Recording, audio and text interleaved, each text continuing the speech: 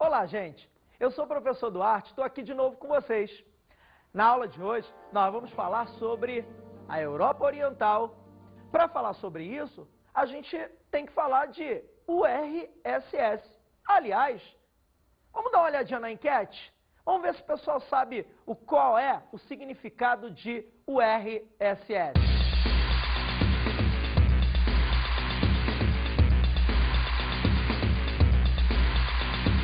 Você sabe dizer o que significa a sigla URSS? URSS não. Você não lembra? E você? Unidos URSS? Sim. Não estou lembrado. Então, se você quer União das Repúblicas Socialistas Soviéticas, você acredita em mim? Você iria acreditar ou não? Não sei. Eu não sou dessa cidade, né? Eu sou do estado, né? Não sei o que significa. Sei que é do país da Rússia, mas não sei o que significa. Qual é que eu não lembro? É União? União Republicana. Não faço ideia. Não lembra? Não. Aquela bandeirazinha vermelha com uma... Isso. Fala pra mim o que é. União República Socialista Soviética. União das Repúblicas Socialistas Soviéticas. Sério? Eu acho que é isso. Tem certeza? Não muita. Se eu falasse pra você que seria da União da República Soviética. Ah, lembrei. Lembrou? É verdade. certo? Tá certo. Então fechou. Ficou na dúvida, né? Eu sabia que você ia ficar. URSS, União das Repúblicas Socialistas Soviéticas. Essa sigla é uma sigla que te dá uma entonação muito forte. Agora, vamos acompanhar um pouquinho dessa história? Bom, a União Soviética, ela se formou basicamente com algumas repúblicas, dentre as quais a principal era a Rússia. Vamos falar um pouquinho sobre a Rússia antes de falar de União Soviética? Bom, o Império Russo. O Império Russo ele vai se formar basicamente do lado europeu. É aí o start, o início do processo de russificação. A Rússia e o Império Russo começam em torno de Moscou, a capital. Vão conquistando povos vizinhos na Europa, principalmente a partir do século XV. No século XV, há uma unificação da parte europeia. Parte europeia? Por quê? A Rússia tem uma parte na Europa e uma outra parte do seu território na Ásia. O que divide as duas são os Montes Urais. Dos Montes Urais para leste, Ásia. Dos Montes Urais para oeste, a parte europeia. A primeira a ser conquistada foi a parte europeia. Bom, isso ocorreu no século XV.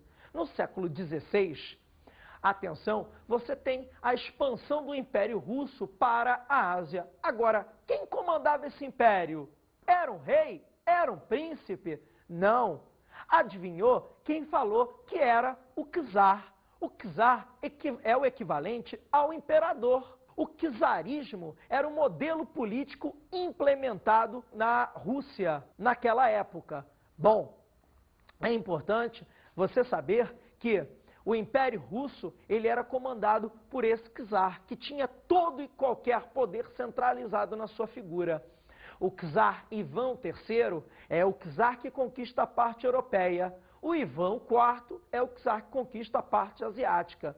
Essa parte asiática foi conquistada a partir do século XVI, quando as principais potências da época, Portugal e Espanha, estavam interessadas em colonizar principalmente a América. Bom, lembra de história, tá? Não vai esquecer. É lá que você vai encontrar isso. Atenção! Essa conquista da parte asiática e da parte europeia, ou seja, a expansão do Império Russo, teve um problema. Qual o problema, Duarte? O problema foi a anexação de povos que não eram russos. Ou seja, o Império foi se formando, só que dentro dele foram colocados povos não russos. Problema, uma dor de cabeça para o imperador, no caso, o czar, que teve que controlar essas diferenças. Você imagina, tá, colocar, por exemplo, duas torcidas rivais dentro do mesmo lado do estádio de futebol. Vai dar o quê? Briga. Exatamente isso. Um território gigantesco com povos que não eram russos e mais os russos. Bom, esse território, sem dúvida, gigantesco, ele foi cada vez mais sendo disputado, o czar controlando e uma série de disputas internas. Isso vai mais ou menos até o início do século XX, quando, presta atenção, a Rússia começa a perder territórios, por exemplo, para o Japão, e se incomoda o povo russo, um país monstruoso, mas que perdia terras para o nanico, o Japão. Outra coisa que incomodava era o poder centralizado unicamente na figura do czar. Isso incomodava a população russa. Outra coisa é que enquanto, por exemplo, países como Estados Unidos, Japão, Alemanha estavam num crescente processo de industrialização, o Império Russo tinha ainda uma base muito ligada à agricultura. Bom, isso incomodava demais a qualquer russo. Para contemplar a história, em 1914 começa a Primeira Guerra Mundial, na qual a Rússia também vai estar inserida. E milhares de soldados russos foram mortos durante essa guerra. Bom, isso cria um clima de instabilidade na Rússia, um império gigantesco, com o czar mandando milhares de soldados para o fronte de batalha e esses soldados morrendo às pencas. Isso detona com a popularidade do czar e faz com que você tenha a Revolução Russa, que começa em 1917 e termina com a vitória dos bolcheviques em 1922. O Partido Vermelho, comandado por um senhor chamado Vladimir Lenin, o grande comandante russo no início do século XX. Atenção, a vitória dos bolcheviques significa o início da implantação, ou pelo menos das ideias socialistas chegando ao poder. Eles matam a família do czar, ela é executada para que não houvesse futura renovação. Acaba o czarismo na Rússia e, nesse meio tempo, na vitória dos bolcheviques, algumas áreas são anexadas e forma-se então, atenção, o núcleo inicial para a União Soviética, ou melhor, URSS, União das Repúblicas Socialistas Soviéticas. Essa União das Repúblicas Socialistas Soviéticas era composta por 15 repúblicas. Algumas repúblicas só vieram a ser anexadas posteriormente, tá? Por exemplo, a Letônia, a Estônia e a Lituânia. Mas as 15 repúblicas foram a grande marca da União Soviética. A mais importante, é claro, a Rússia. Guardou? Atenção! Forma-se a União Soviética em 1924 e inicia-se o processo de crescimento da União Soviética. Bom, é interessante você também entender que em 1922 o Lenin morre. Inicia-se então uma disputa no partido bolchevique, no partido comunista. Atenção, esse partido comunista tem dois grandes líderes. Um é o Stalin, o outro é o Trotsky. Nessa disputa, o Stalin acaba levando a melhor. Atenção, começa então a era stalinista. O Stalin e sua administração da União Soviética marcaram demais aquele povo, ou, como você já viu, aqueles povos. Foi uma fase onde você teve um grande crescimento econômico associado a uma grande repressão da oposição. Agora, para a gente entender melhor, vamos dar uma olhadinha no filme Stalin? Olha só, presta atenção nas cenas que você vai ver. E aí, galera, gostaram do filme? Bom, espero que tenham gostado. Esse filme mostra bem o que foi Stalin, né? Um grande ditador. Bom, vamos deixar de lado esse lado negro? Vamos pensar em crescimento econômico? A União Soviética cresce. Ela cresce baseada principalmente em investimentos em indústria de base. Você já viu aquela aula de indústria, né? O que é indústria de base? Lembra? Siderúrgica, metalúrgica, petroquímica. Aliás, a União Soviética, uma das marcas dela é ser bastante rica em minerais, principalmente na região da Sibéria. Por exemplo, o ferro e o carvão. Bom, com essa riqueza mineral siberiana e de outras partes da União Soviética, há um grande lobby de investimentos na indústria de base. Atenção, eu posso também encontrar petróleo no Mar Cáspio, em outras partes também da União Soviética. Fatos estes que mostram que a indústria de base foi bastante privilegiada durante a fase stalinista. Atenção, vamos dar uma olhadinha numa outra característica: privilégio para a indústria bélica. Atenção, o que aconteceu entre 1924 e 1953 de grande importância bélica? Já matou? Ó, eu respondo para você: a Segunda Guerra Mundial. A Segunda Guerra Mundial vai requerer uma grande massa de pessoas trabalhando para que ela acontecesse. Já parou para pensar nisso? Quem fabricava aquela arma que o soldado estava usando no fronte de batalha?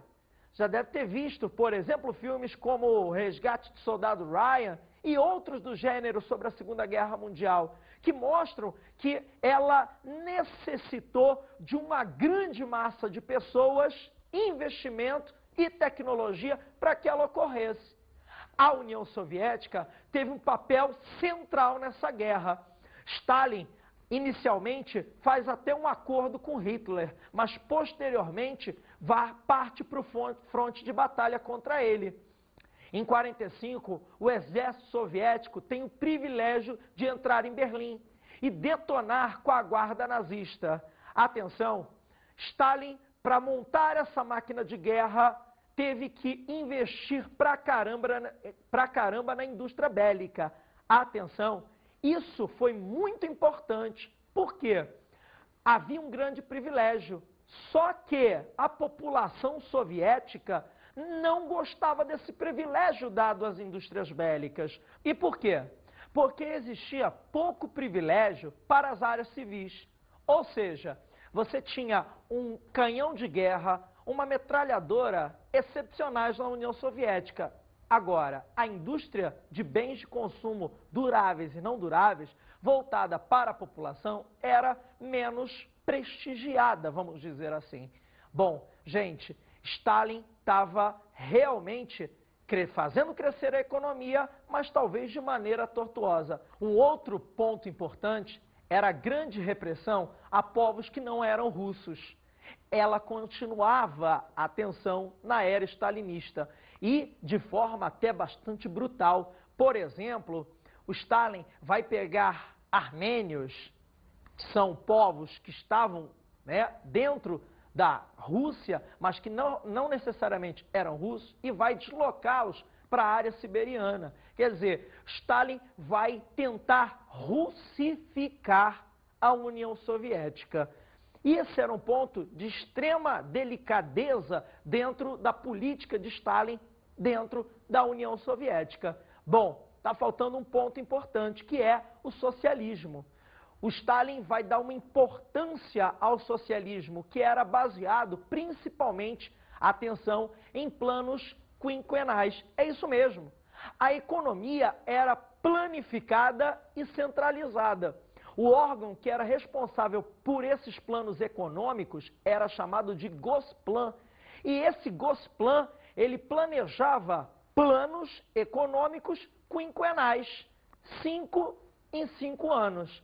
Bom, nesses planos, o objetivo da economia era atingir a meta quantitativa, ou seja, todos tinham que ter as mesmas coisas. O objetivo era realmente a socialização. Às vezes, não dava certo, principalmente por uma série de fatores que já já a gente vai ver. Mas o Stalin queria essa economia planificada e centralizada, e com isso, principalmente décadas de 30, 40 e 50, a economia soviética progrediu. Lembrando, sempre baseada em setores de base e ou bélicos. Bom, gente, a área de influência da União Soviética vai crescer muito após a Segunda Guerra Mundial. A União Soviética, como eu já falei, sai vitoriosa. E a partir desse momento, você tem uma expansão da influência direta da União Soviética, principalmente na Europa Oriental. Países como Polônia, Bulgária, Romênia, Hungria formam o chamado Bloco Soviético ou Bloco de Influência Soviética. Atenção, a Europa Oriental fica nas mãos, basicamente, da União Soviética, criando um racha, o socialismo e o capitalismo. O mundo, após a Segunda Guerra, fica bipolarizado. O capitalismo defendido pelos americanos e o socialismo defendido pelos soviéticos. Atenção, a União Soviética e sua área de influência não se limitam à Europa Oriental. Eles criam o Pacto de Varsóvia, que é um pacto de proteção militar. Atenção, qualquer país que pertencesse a esse bloco, tá, ele estava submetido à esfera de proteção soviética. Atenção, eles criam também a Comecon, que é o bloco econômico dos países socialistas. Legal, né? Bom saber disso. Atenção, Stalin realmente cria esse mundo socialista dentro do mundo bipolar, gerando a chamada Guerra Fria, na qual a União Soviética vai se destacar, principalmente no final dos anos 50, com o avanço na área aeroespacial. Essa área aeroespacial vai ser comandada pela União Soviética no final dos anos 50 e iniciozinho dos anos 60. Só para citar, Yuri Gagarin, o primeiro homem a ir ao espaço, era soviético, 1961. Atenção, mostrando a força soviética até o iniciozinho dos anos 60, o início da crise dos anos 60. A força de Stalin realmente não deu certo. E nós vamos analisar agora o porquê. Os altos gastos com a Guerra Fria começam a pesar no orçamento soviético. Investimentos na indústria aeroespacial, investimentos em equipamentos voltados para a indústria bélica, consomem muito dinheiro na máquina governamental soviética. Um outro ponto é que não havia concorrência entre as empresas. Ou seja, como todas as empresas eram públicas, pertencentes ao Estado, não havia concorrência, ou seja, não havia necessidade de aumento de produtividade. Pelo menos, tá, você não observava isso dentro da economia soviética. Isso vai fazer com que o padrão de qualidade comece a cair e, juntamente com isso, a produtividade também baixar. Olha só, altos gastos com Guerra Fria, pouco dinheiro. O modelo fazia com que a produtividade fosse baixa. Olha um outro problema, a excessiva burocracia. O PCUS, Partido Comunista da União Soviética, monopolizava as atenções. Para que houvesse a história do pleno emprego, todos na União Soviética com garantia de emprego assim que se formassem, o Partido Comunista da União Soviética, o PCUS, criou uma rede burocrática que, ao invés de agilizar, emperrava as decisões do país. Ou seja, a economia, a política necessariamente sofriam com essa excessiva burocracia. Um outro fator é que a União Soviética não pegou carona na terceira Revolução Industrial. A Revolução Industrial, que começou a partir de 1950, 1960, ela vai criar um aumento brutal nos índices de produtividade. O uso da informática, o uso da telemática, o uso da biotecnologia, da fibra ótica, dos compostos químicos. Essa tecnologia, ela não vai ser inicialmente anexada à União Soviética, que continuou vivendo a segunda Revolução Industrial, siderúrgica, metalúrgica, petroquímica. Então, eles perderam o bonde da história.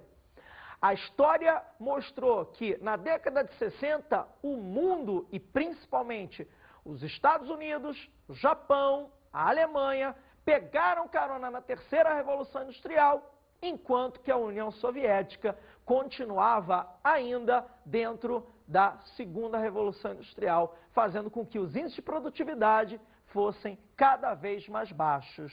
Nos anos 80, há uma tentativa de recuperação, Quem é o grande responsável por tentar recuperar a economia e toda a União Soviética?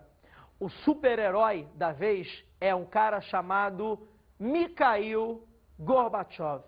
E o Gorbachev traz duas inovações, a perestroika e a glasnost. Bom, elas são remédios de um paciente em estado terminal, que é a União Soviética. Presta atenção, gente. Eu vou contar uma historinha rapidinho.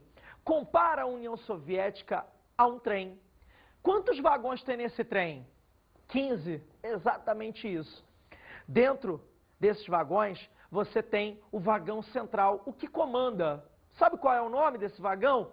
Rússia, principal república da União Soviética. Primeiro maquinista desse trem, que tinha 15 vagões, é um cara chamado Lenin. O Lenin foi substituído, o Papai do Céu levou ele. Ele é substituído por um maquinista chamado Stalin. O trem vai andar mais rápido ou mais devagar? Mais rápido. Crescimento econômico. O trem União Soviética começa a acelerar. Só que, no lugar dos ferros dos trilhos, você tem corpos humanos, porque o Stalin perseguiu de maneira excessiva a oposição, por exemplo, criando a KGB, a Central de Espionagem. Atenção, o Stalin morre, o trem continua andando, só que nos anos 60, devido a uma série de problemas que nós já vimos, o trem começa a andar cada vez mais devagar, até que nos anos 80 o trem para. E aí? É importante você perceber que o trem está com as cortinas fechadas. Quem está dentro, que são os passageiros desse trem, a União Soviética e sua população, não está vendo o que está acontecendo lá fora. E quem está lá fora não vê o que acontece lá dentro. Aí entra Gorbachev, nos anos 80. Ele vai tentar fazer com que o trem possa voltar a andar e vai abrir as cortinas. Ele levanta as cortinas. A população soviética dentro do trem enxerga o que está lá fora, enquanto quem está lá fora também enxerga o que está acontecendo dentro da União Soviética. Perestroika, meus amigos, é a reestruturação econômica.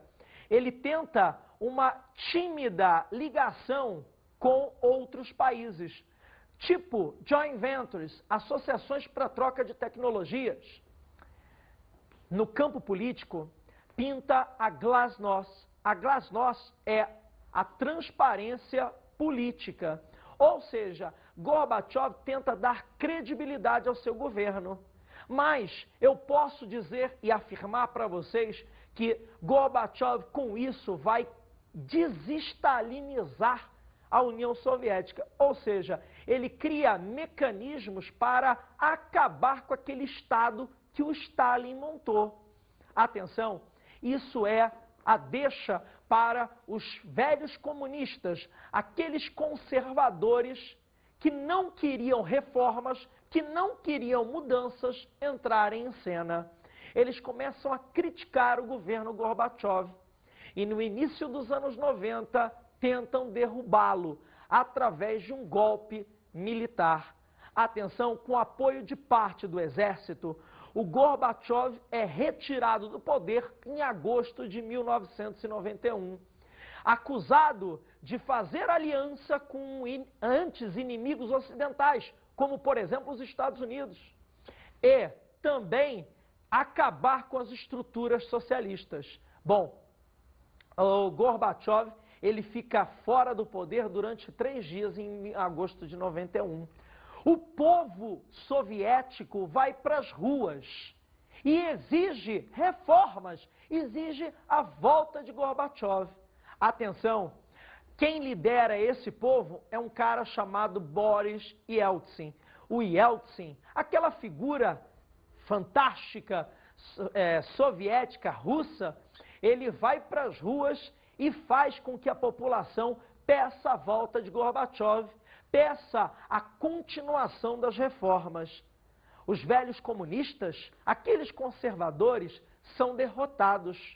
Gorbachev volta ao poder. Só que, atenção, nesse meio tempo, 3 repúblicas daquelas 15 que formavam a União Soviética se tornam independentes, ou seja, aproveitaram-se do vácuo de poder para declarar a independência.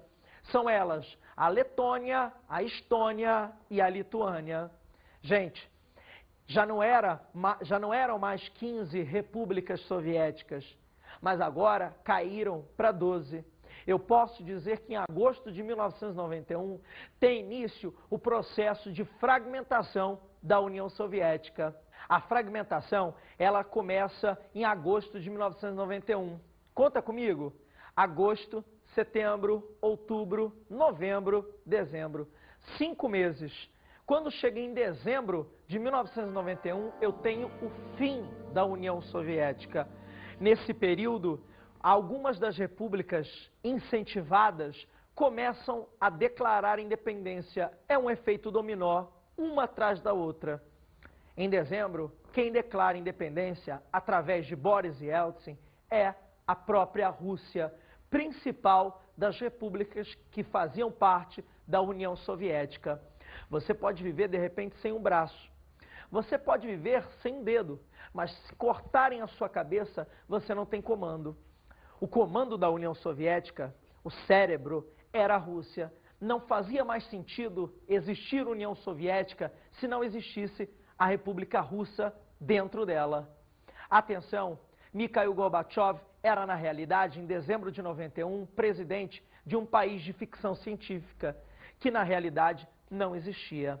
Atenção, acaba a União Soviética, só que eram repúblicas que se tornaram países, 15 repúblicas que se tornaram 15 países, mas não tinham a menor condição de se tornarem independentes economicamente. Bom, gente, o que eles vão criar para compor essa união econômica? Ou seja, independência política, sim, eles queriam, mas independência econômica eles não conseguiram. A maneira que eles encontraram foi de criar a CEI, a Comunidade dos Estados Independentes. A Comunidade dos Estados Independentes é uma organização fundamentalmente econômica, que reunia 12 das 15 ex-repúblicas da União Soviética. As que ficaram de fora foram a Letônia, a Estônia e a Lituânia. Após a criação da CEI, nós temos a crise da transição rumo ao capitalismo. Ou seja, as ex-repúblicas que compunham a União Soviética sofrem um grave problema de transição econômica. Por quê? Porque não estavam adaptadas à economia de mercado. Bom, uma das características é a diminuição da atuação do Estado. O Estado fica menos protetor. Isso aumenta os problemas sociais. Cria-se uma classe de ricos e, atenção, aumenta o nível de pobreza nesses países que eram ex-repúblicas. Um outro ponto importante também, que não pode se deixar de falar, é o setor de privatizações, ou seja, as privatizações nos países que compunham a ex-União Soviética é um ponto extremamente importante. Por quê? Causou uma série de desempregos. Bom, isso porque empresas que eram estatais e que abrigavam uma grande parcela de mão de obra não conseguem manter essa mão de obra uma vez que privatizadas. Uma outra característica desse momento é a falta de investimentos em alguns setores, como, por exemplo, o bélico-militar, que entra num processo de enferrujamento, ou seja, o setor bélico-militar não consegue mais manter aquela força que tinha na época da Guerra Fria. Gente, é importante você notar que setores como educação e saúde perderam bastante qualidade nessa transição. Alguns setores ainda mantêm uma certa qualidade, mas, sem dúvida, setores tradicionais dentro da Rússia e das outras repúblicas que faziam parte da União Soviética sofreram bastante com esse problema. E para terminar, os terrorismos. Bom, o poder dos terroristas hoje na Rússia, em algumas repúblicas que compõem a União Soviética, é muito grande. Gente, esse é um dos graves problemas hoje, principalmente na Rússia, aonde aqueles povos que não eram russos começam a querer também se tornar independentes e usam da força do terrorismo e de máfias para controlar boa parte da economia e também controlar boa parte da população dessas áreas que não eram compostas por população russa. Gente, isso é muito grave. Por quê? Esses terroristas ameaçam a vida de pessoas que não são culpadas, ou seja, inocentes acabam pagando pelo processo histórico. Galera, isso é assunto para mais outras aulas. Gente, vamos às dicas de estudo?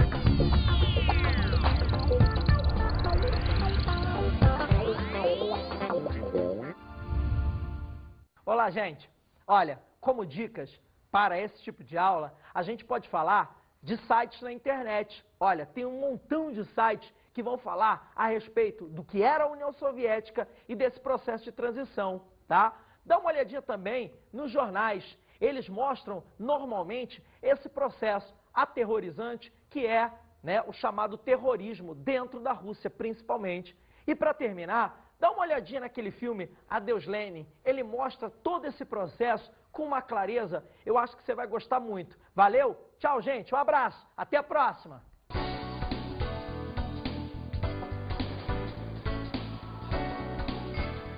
Na aula de hoje, aprendemos mais sobre a Europa Oriental.